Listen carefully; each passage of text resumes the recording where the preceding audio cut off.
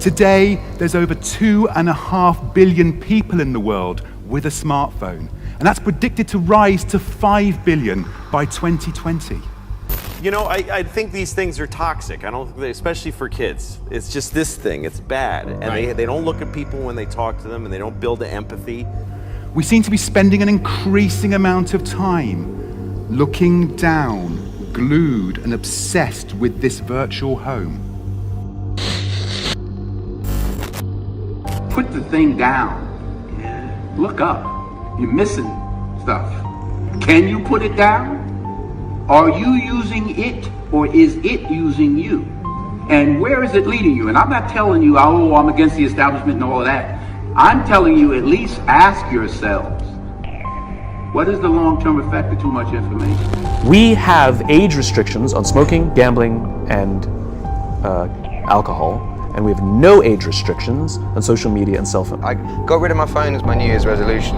You don't have a phone anymore? No, I bought an iPad and then I just work off email. So and it's so much less stress. I don't wake up in the morning and have to answer 50 messages of people asking for stuff. It's just like I wake up. You have an entire generation that has access to an addictive, numbing chemical called dopamine through social media and cell phones as they're going through the high stress of adolescence. Why is this important? Taking myself off social media is a wake-up call to anyone and everyone who follows me. Almost every alcoholic discovered alcohol when they were teenagers. When we're very, very young, the only approval we need is the approval of our parents. And as we go through adolescence, we make this transition where we now need the approval of our peers. Put yourself in your own mind 15 years ago and present yourself the deal that the phone represents.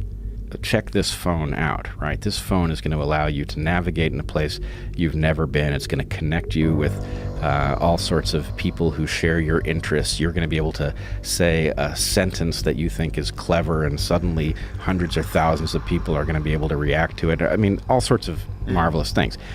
And then here's the downside, okay? You're going to be hooked into mega corporations that are going to study your psychology, and they are going to compete in order to keep you paying attention to their site. And they're going to become so sophisticated that you're going to lose control over your own mind. You are going to become addicted to it in the way that you might become addicted to nicotine. You are going to surveil yourself.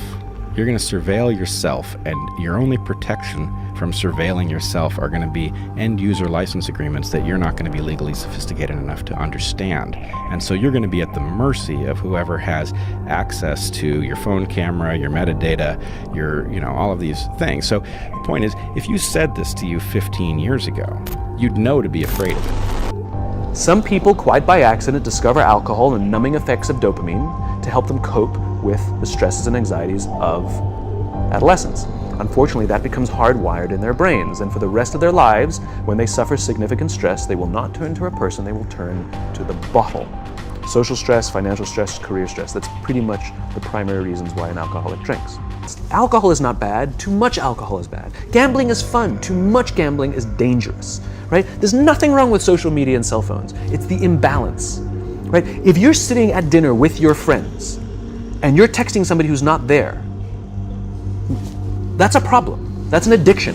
If you're sitting in a meeting with people you're supposed to be listening to and speaking, and you put your phone on the table, face up or face down, I don't care, that sends a subconscious message to the room that you're just not that important to me right now, right? That's what happens. And the fact that you cannot put it away is because you are addicted, right? If you wake up and you check your phone before you say good morning to your girlfriend, boyfriend, or spouse, you have an addiction. And like all addiction, in time, it'll destroy relationships, it'll cost time, and it'll cost money, and it'll make your life worse.